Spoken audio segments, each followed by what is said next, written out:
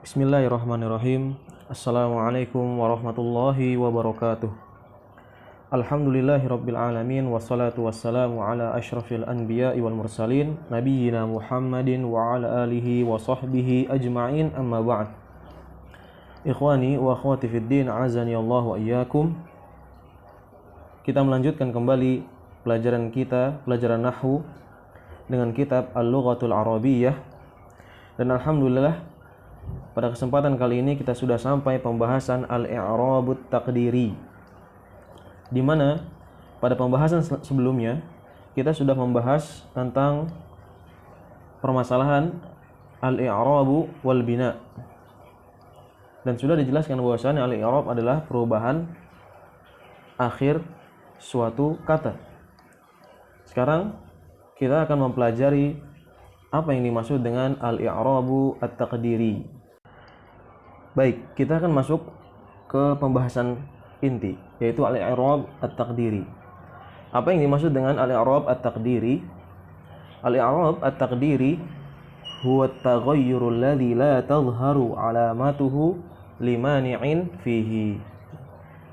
Jadi yang dimaksud dengan al-i'rab at-taqdiri adalah at-taghayyur, perubahan, alladhi yang la tadhharu, yang tidak tampak, alamatuhu, tanda-tandanya, limani'in fihi, karena ada sesuatu yang melarang padanya. Jadi pada asalnya i'rab itu perubahannya terlihat, nampak. Namun di sini i'rab takdiri adalah i'rab yang perubahannya, tandanya itu tidak tampak. Dan tidak tampaknya tanda pada perubahan ini karena ada mani', sesuatu yang melarang padanya. Biasanya kalau kita i'rab biasa yang terlihat seperti perubahan pada kata maktabun menjadi maktaban dan maktabin. Ya. Hadza maktabun wada'tul kitaba 'alal maktabi, misalnya. Kemudian ra'aitu maktaban. Nah, di situ kita lihat perubahannya jelas. Nah, berbeda dengan misalnya i'rab takdiri ini.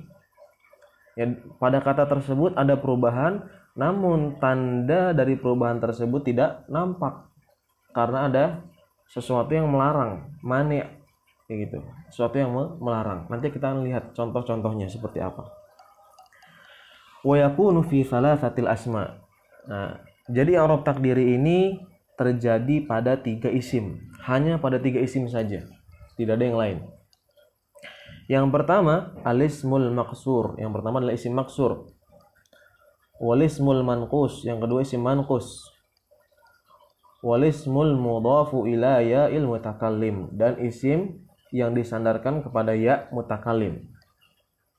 Ya yang artinya saya, ya mutakallim itu artinya ya yang artinya saya.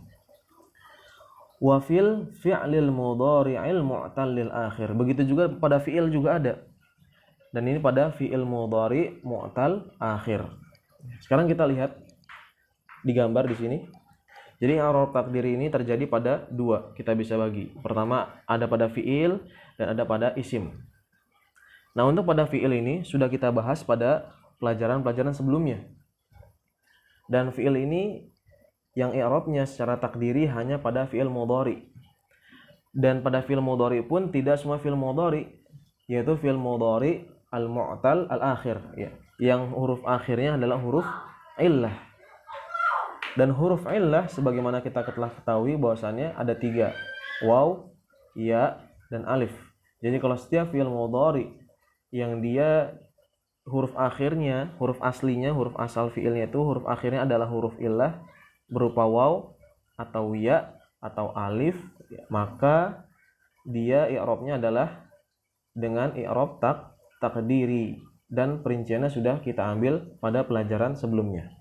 Adapun sekarang kita akan mempelajari secara khusus i'rab takdiri yang ada pada isim, yaitu pada isim maksur, isim manqus, dan al-mudhaf ila ya'il mutakallim. Baik, kita masuk ke pembahasan yang pertama. Ikhwani wa akhwati fid din, azani Allah wa iyyakum, yaitu pembahasan tentang isim maksur atau al-maksur. Al-maqsuru huwal ismul ladzi akhiruhu alifun lazimah. Al-maqsur atau isim maqsur adalah isim yang akhirannya adalah alif lazimah. Ya. Jadi tentunya pembahasan al-maqsur dan al-manqus sudah kita ambil pada pelajaran sebelumnya. Jadi sekarang kita hanya mengulang saja dan untuk pemantapan pemahaman. Ya. Jadi yang dinamakan isim maqsur adalah isim yang akhirannya alif lazimah. Contohnya nahu al-fata wal asa wal af'a. Contohnya al-fata ini pemuda, al-asa tongkat, dan al-af'a adalah ular. Nah, kita lihat tiga kata ini semuanya berakhiran alif dan alifnya lazimah. Lazimah itu terus menerus ada. Nah, ini disebut dengan isim maksur. Nah, sekarang bagaimana isim maksur ini di i'rab? Fayurfa'u bid-dhammah. Maka ia dirofakkan dengan dhammah, bid-dhammatil muqaddarah, dengan dhammah yang muqaddarah. Wa yunsabu bil fathatil muqaddarah, dan dinasabkan juga dengan fathah muqaddarah. Wa yujarru bil kasratil muqaddarah, dan dijarkan dengan kasrah muqaddarah. Jadi semua tanda i'rab pada isim maksur muqaddar semua, ditakdirkan semua, diumpamakan semua. Nanti kita akan lihat contohnya dan praktek secara langsung. Wa yumna min zuhuril alamati at-ta'adzur, dan wa yamna min zuhuril alamah at-ta'adzur, dan melarang dari munculnya tanda. Siapa yang melarang? At-ta'adzur, ya. Jadi ada mani di sini, ada yang melarang, yaitu siapa di sini pada isim maksur at-ta'adzur. Apa yang dimaksud dengan at-ta'adzur? Wat ta'adzuru huwa imtina'udz zuhuril harakati fil alif. Dan ta'adzur adalah terlarangnya munculnya harokat pada alif. Jadi alif ini tidak boleh berharokat, nggak boleh muncul harokat pada alif. Artinya dengan kata lain, alif ini selalu sukun.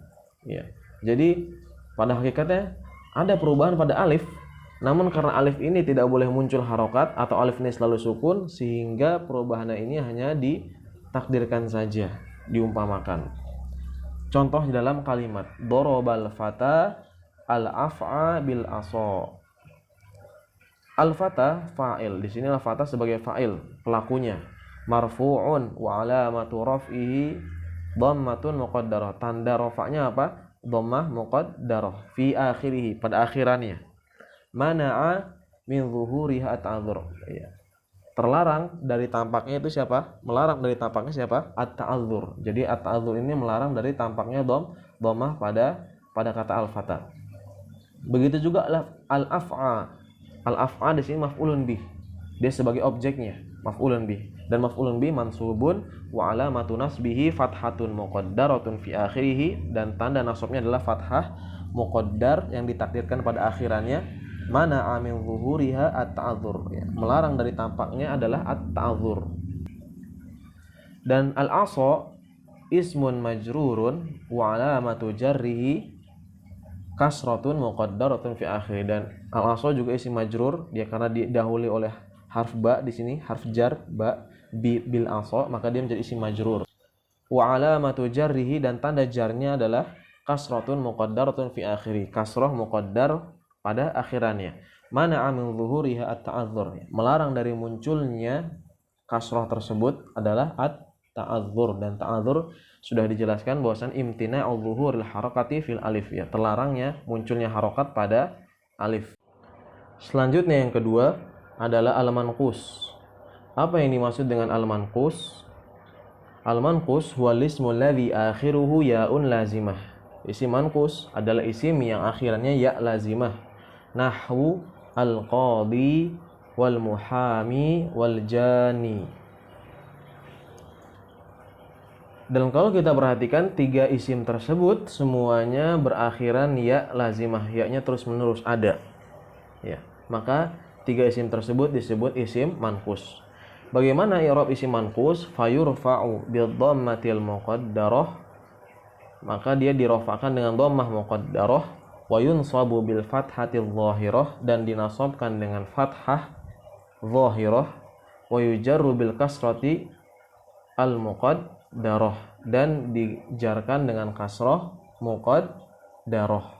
Jadi kalau kita lihat di sini isim manqus, ya, i'rab yang takdirinya itu hanya pada dua tempat saja, yaitu ketika marfu dhammah muqaddarah dan ketika majrur kasroh muqaddarah. Adapun ketika mansub maka tandanya itu muncul, maka dia dengan fathah dhahirah. Nanti kita akan lihat di contoh. Ya, sekarang apa yang melarang dari munculnya tanda i'rab di sini? Wa yamna'u min zuhuril alama as-thiqal, dan melarang dari tampaknya alamah siapa? As-thiqal, berat. Ya, apa yang dimaksud dengan as-thiqal? Was-thiqalu huwa su'ubatun nutqi bil harakah, yaitu sulitnya pengucapan harokat. Jadi yang dimaksud dengan thiqal adalah sulitnya pengucapan harokat. Ya, contoh dalam sebuah kalimat, sa'alal qadi al-muhamiya 'anil jani. Ya. Al-qadi di sini sebagai fa'il. Fa'ilun marfu'un wa 'alamatu raf'ihi dhammatun muqaddaratun fi akhirih mana'a min zuhuriha as-thiqal. Jadi al-qadi fa'il, dia fa'il, ya. Pelaku, marfu dia marfu. Wa alamatu raf'ihi, dan tanda rafa'nya apa? Dhammatun muqaddarah. Lihat setelah ya-nya ini ada enggak dhammah? Al-qadi. Enggak ada dhammah kan? Maka dhammahnya di sini muqaddarah fi akhirih, pada akhirannya. Mana'a min zuhuriha as-thiqal, ya. Melarang dari munculnya tanda atau munculnya dhammah adalah as-thiqal, berat. Jadi berat kalau kita ucapkan pada kata al-qadi ini dhammah, al-qadiyu, berat menurut orang Arab, sehingga di sini dhammahnya dihilangkan, hanya ditakdirkan saja. Ya, kemudian yang kedua, al-muhami, al-muhamiya. Nah, di sini al-muhamiya, lihat. Dia maf'ulun bih, objek, mansubun dan mansub, wa alamatu nasbihi, dan tanda nasabnya apa? Fathatun zahiratun fi akhirih, yaitu fathah zahirah yang nampak, fathah yang, ya, fathahnya nampak di sini, al-muhamiya. Ya, kenapa nampak? Karena tidak berat ketika pengucapan fathah di sini. Karena tadi yang melarang dari munculnya tanda i'rab pada isim manqus adalah berat. Artinya ketika tidak berat, maka tanda i'rabnya itu muncul. Seperti di al-muhamiyah di sini. Karena dia mansub. Kemudian al-jani di ismun majrur, ya. Wa alamatu jarrihi, dan tanda jarnya kita lihat di sini kasrotun muqaddarah. Kasranya juga muqaddarah. Fi akhirih, pada akhirannya. Siapa yang melarang dari munculnya kasroh di sini? Mana anil zuhuriha as-thiqal, ya. Melarang dari munculnya kasroh as-thiqal, berat.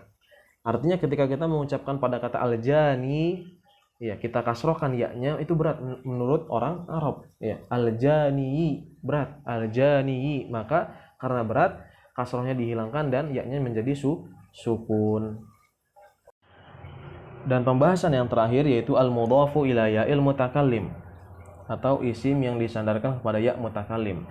Al-mudhafu ila ya'il mutakallim, ya, isim yang disandarkan kepada ya mutakallim, nahwu contohnya zamili wa kitabi wa maktabi. Jadi kalau kita lihat pada tiga kata ini, zamili, ya, asalnya dia ini zamilun dan ditambah di akhirnya ya mutakallim. Jadi artinya zamilun artinya teman, ketika disandarkan kepada ya mutakallim menjadi temanku artinya.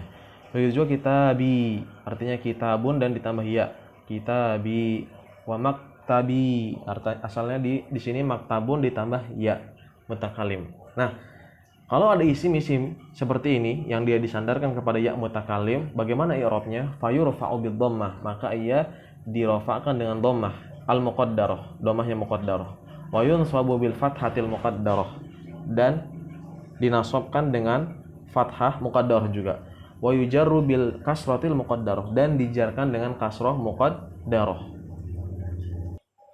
Sehingga al-mudhaf ila ya al-mutakallim, i'rabnya ini semuanya adalah muqaddarah semua, takdiri semua, ditakdirkan semua. Ya. Siapa yang melarang harokat atau munculnya tanda i'rab pada al-mudhaf ila ya'il mutakallim? Wa yamna'u min zuhuril alamati al-munasabah. Ya. Dan melarang dari munculnya alamat di sini, munculnya tanda i'rab di sini al-munasabah, yaitu kesesuaian. Ya. Apa yang dimaksud dengan al-munasabah? Al-munasabatu huwa muwafaqatul harakati lima ba'dahu, yaitu munasabah adalah menyamakan harokat dengan apa yang setelahnya.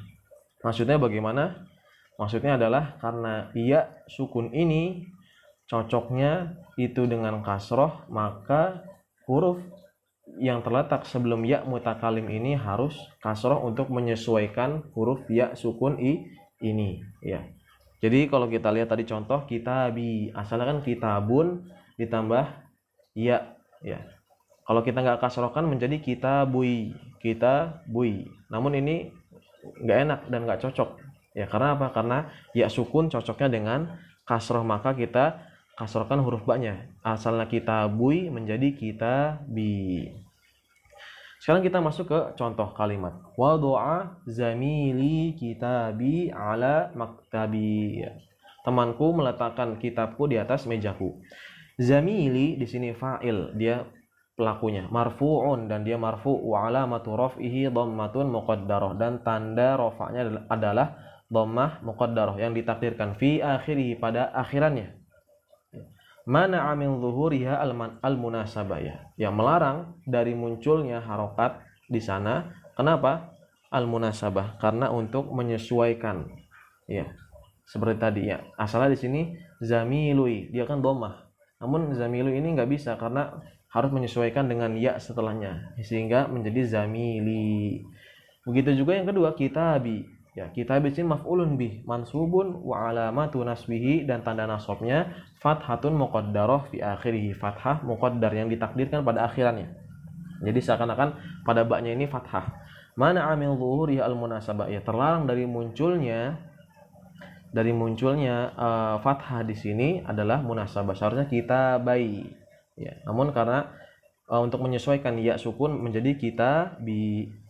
Dan terakhir maktabi adalah ismun majrur wa alamatu jarrihi kasratun muqaddaratun fi akhirih mana amil zuhuriha al munasabah. Jadi maktabi isim majrur, dia wa alamatu jarrihi, dan tanda jarnya kasratun muqaddarah fi akhirih, kasrah muqaddar pada akhirannya, mana min zuhuriha al munasabah, ya melarang dari munculnya adalah al munasabah. Dan munasabah tadi sebagaimana sudah jelaskan, dia adalah muwafaqatul harakati lima ba'dahu, ya menyesuaikan, menyelaraskan harokat dengan apa yang setelahnya. Yang mana ya sukun ini cocoknya dengan kasroh, sehingga huruf yang ada sebelum ya sukun ini harus mengikuti ya-nya.